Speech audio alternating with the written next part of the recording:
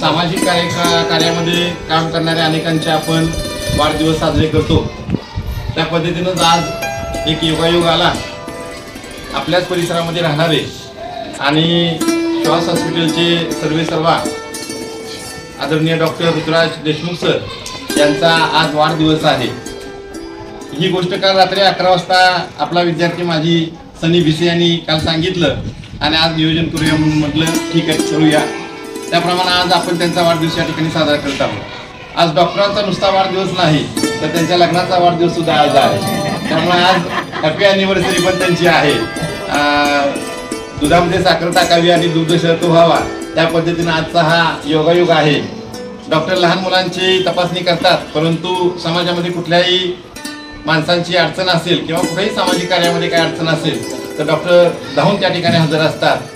श्वासमध्ये गेल्यानंतर डॉक्टर म्हणजे आपल्या कुटुंबातली एक व्यक्ती आहे, अशा पद्धतीने त्यांचं त्या ठिकाणी आपल्याला स्वभाव कळतो किंवा त्यांचं सहकार्य आपल्याला मिळतं। अशा डॉक्टरांचा वाढदिवस आपल्या शाळेत साजरा होतो हे आपलं मोठं भाग्यच आहे। मी आपल्या विद्यालयाच्या मुख्याध्यापिका आदरणीय पवार मॅडम यांना विनंती करतो की त्यांना शाल आणि बुके या ठिकाणी द्यावा।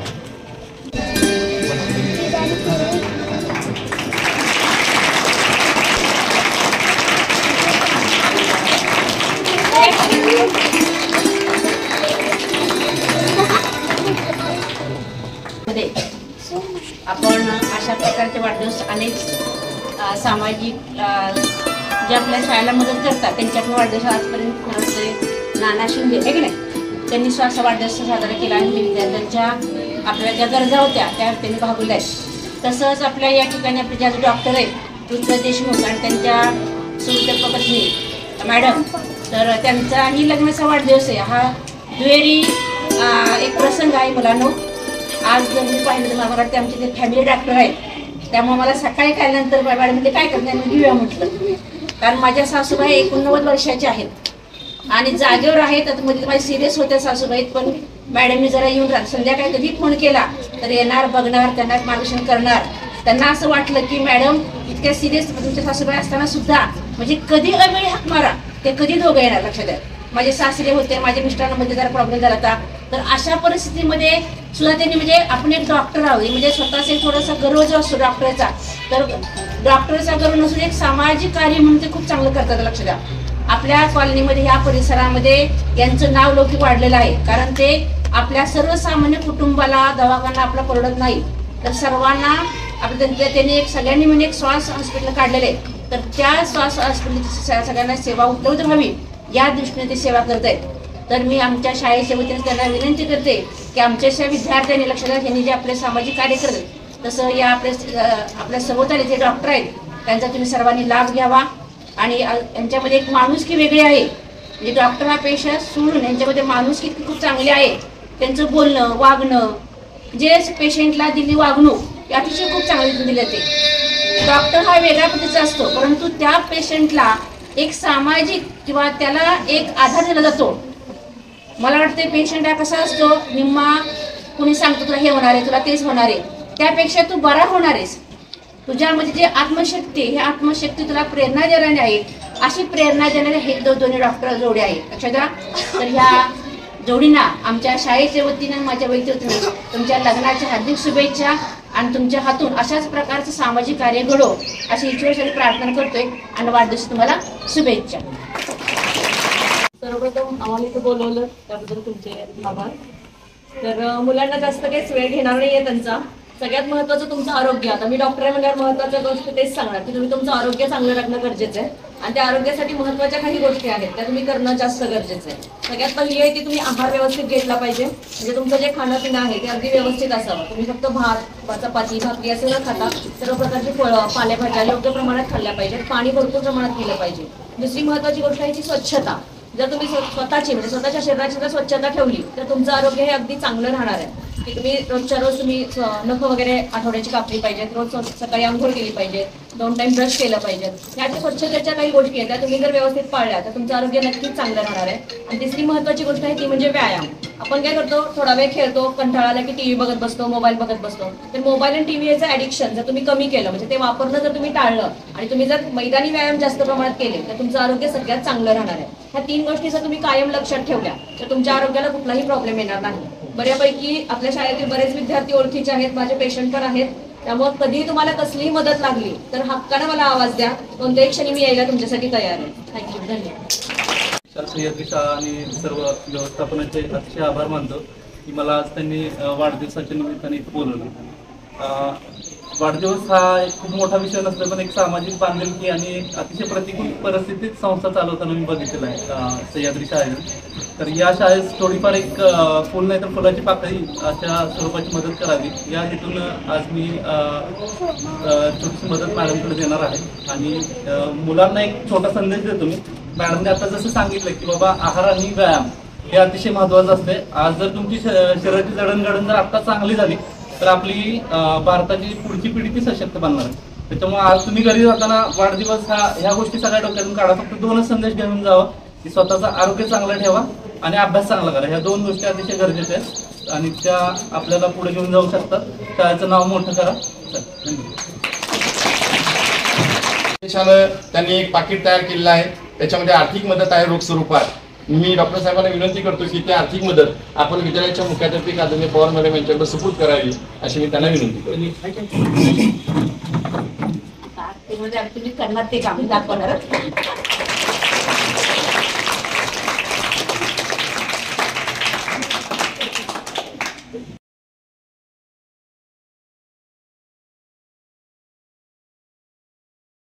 लग्नाचा वाढदिवस पण आहे ना.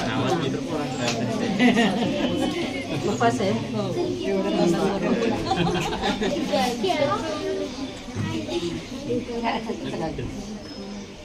पण तुझं उपास आहे. मॅडम तुम्ही जरा ना.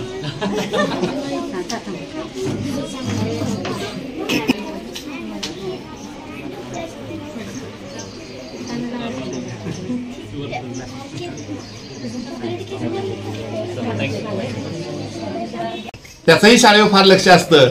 15 ऑगस्ट पूर्वी मला त्यांनी फोन केला की सर 2-4 मुलींना काही गणवेश लागणार असते तर मला सांगा, 15 ऑगस्टला मी द्यायला तयार आहे.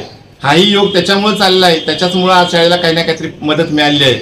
मी आपल्या विद्यालयाच्या मुख्याध्यापिका पवार मॅडम यांना विनंती करतो की त्यांनी सनीचं बुके देऊन या ठिकाणी स्वागत करावं. चांगलं काम होईल. हां नाही तर आपण विद्यार्थी काढलेत. हां 4-5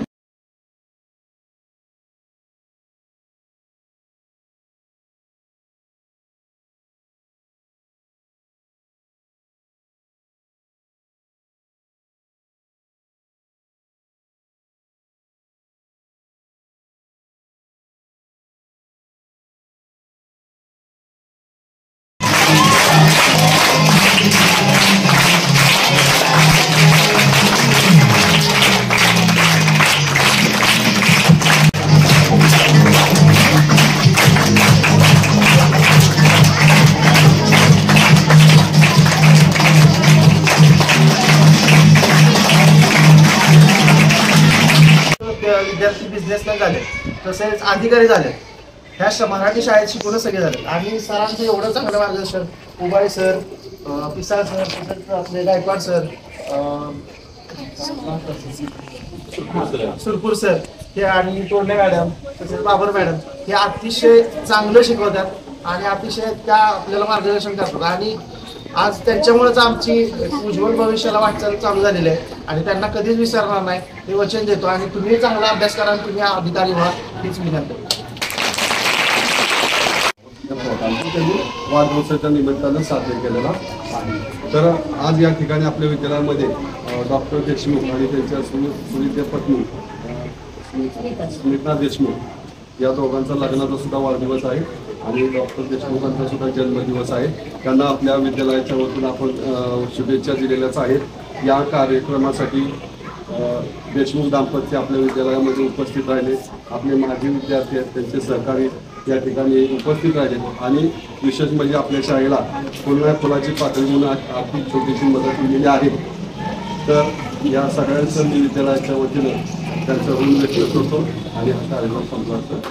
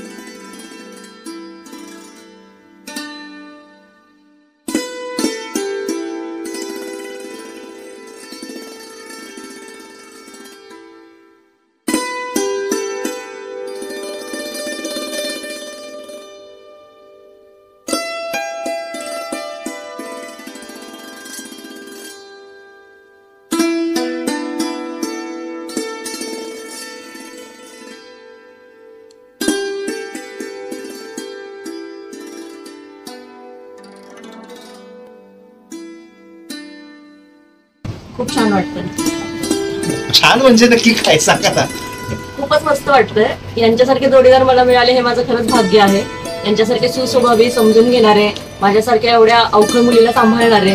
खूप छान, म्हणजे खूपच छान आमचा प्रवास होता आणि त्यांच्यासोबतचे झालेले प्रत्येक क्षण मला आठवतात. तिथे कामकाजाबद्दल काय सांगा. कामकाज तर सगळ्यांना माहितीच आहे. त्यांचं कामकाज खरंच खूप चांगलं आहे. म्हणजे पेशंटला आपल्या घरातला व्यक्ती समजून आजपर्यंत त्यांनी त्यांना ट्रीट केलेलं आहे आणि कोणत्याही व्यक्तीला कुठलाही त्रास होणार नाही याची त्यांनी पुरेपूर काळजी घेतलेली आहे. अगदी त्यांचा स्टाफ असू दे किंवा त्यांच्या हॉस्पिटलमधले कामगार असू देत, कोणतंही, अगदी मामा मावशींपासून रिसेप्शन स्टाफ असू दे, सिस्टर स्टाफ असू दे किंवा मग त्यांचे कलिग्ज असतील, त्या सगळ्यांनाही त्यांनी आपलंसं करून त्यांच्याबरोबर त्यांनी काम केलेलं आहे.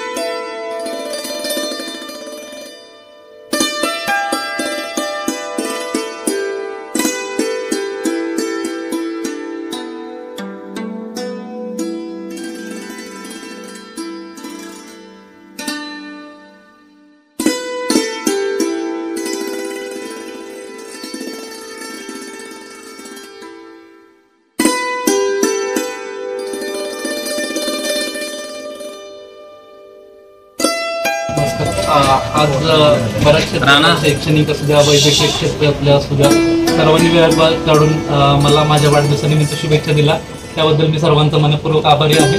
आपल्या सर्वांचं प्रेम आणि आशीर्वाद कंटिन्यू माझ्यावर राहू दे. धन्यवाद. श्वास मल्टीस्पेशालिटी हॉस्पिटलचे जे अल्पावधीत नाव झालंय ते फक्त आणि फक्त श्वास हॉस्पिटलच्या स्टाफमुळे झालेलं आहे. स्टाफ हे स्वतःच्या घरचं मानून सगळं काम करत असतात आणि त्यांचे 100% एफर्ट्समुळे आज श्वासचे जे सामान्यांसाठी आश्वासक श्वास अशी ओळख निर्माण झालेली आहे ती फक्त आमच्या सर्व कर्मचाऱ्यांच्यामुळे झालेली आहे. हार्दिक शुभेच्छा आणि लग्नाच्या वाढदिवसासाठी थँक्यू.